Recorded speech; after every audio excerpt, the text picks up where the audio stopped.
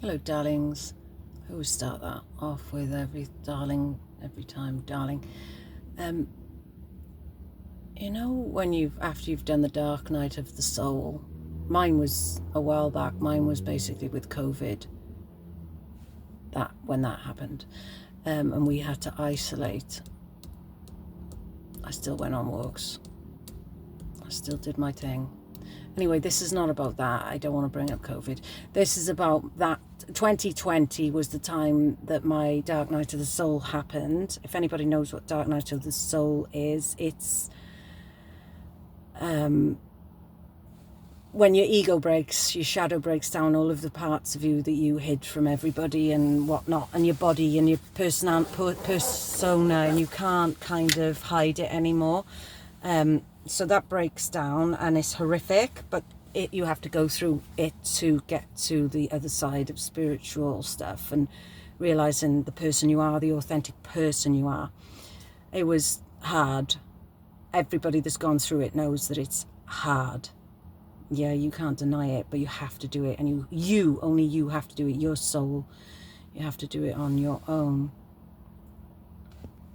So you go through all of I have to learn everything. I got to go down the rabbit hole. I have to learn everything about the world, about myself, knowledge. Sit with myself, look within. And then after about maybe 2 to 4 years of solid research, you get to a point where you go, and it leads you back to yourself. Because you try to be the fixer. You try to, I found this out, I want you to find it out. And you can't do that. Everybody's on their own journey or their own path. They're all at their own levels of consciousness. So for instance, you can plant seeds, you can advise, but a lot of the time they won't hear you because they're not on the same frequency. So what you learn to do is you learn to detach. You learn to not watch negative news. You learn to watch when somebody's taking you down a negative spiral or they're trying to fix everyone or the world. You can't do that. You can only fix self. You only fix self. You look within. You look at yourself. You don't worry. You don't, because all that does is it sends you on a spiral of negativity, self-doubt, worry. So you just send love to them and their higher self, and you bring it back to you, not on a ego level, but on a level that you know that there's no way you can fix the planet, but you can fix yourself. And once you fix yourself, you radiate differently, and it kind of shines its light to you and others. And then it either triggers them to want to change, or it triggers their shadow self and they don't like you. They can't stand being around you. So then people will drift away. People, situations. And, if something keeps coming up, well, then you need to look at it, because it's something is telling you to change. So, if debt keeps coming up, you have to try and say, well, how can I get rid of that debt? What can I do to get around it because it keeps coming? Or if problems with lovers, or a work situation, or friend situation, or anything, or even a family member that's annoying you. Or just try not to get sucked into it, and try to observe it and send it love and just listen. And cover your solar plexus, whatever you do, because the energy goes in there and then the worry goes in there.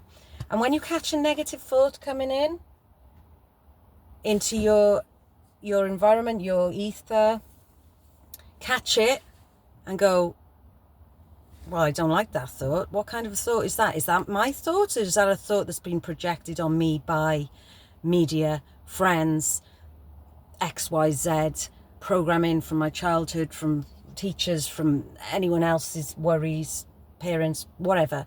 And you catch a thought and you go, I don't like that thought. That's a negative thought. I pull it back in.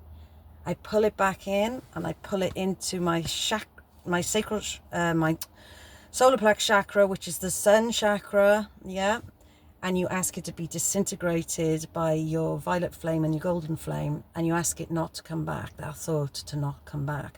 And the more you keep catching these negative thoughts, the less they come. Okay, I learned that last one, from Something King. It's a book I'm reading. It's absolutely amazing. I will add it in the caption. But yeah, just I'm noticing it more now than ever, because I'm noticing who's starting to go through the dark night of the soul. I'm noticing who's blaming everything or everyone, trying to fix everything and everyone. You can't do that. Everybody's on their own path and journey.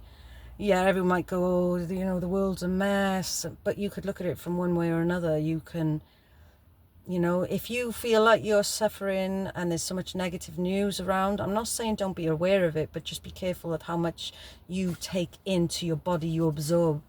There's things like positive news now, and there's so many good positive news things out there, and you feel so much better from watching it. So yeah, I just wanted to speak about that. Let me know if you've gone through the dark night of the soul. Let me know how yours was. It's very lonely, it's very isolating, you feel you against the world. You feel like you don't know who you are anymore, what you're going through. You're the only one. You're not the only one. There's so many millions of thousands of people that are going through the dark night of soul, or they're about to go through the dark night of the soul. But what you can do at least is surrender to it more rather than fight it. Okay, because eventually most people will become spiritual, I believe. It's happening everywhere around us. So yeah, let me know if you've gone through the dark night of the soul. Let me know how you're getting on with it. Are you currently going through it? Comment, and I can try and help in certain ways. Ciao for now. I have to remember the camera's up there. I'm looking at me all the time. It's up there.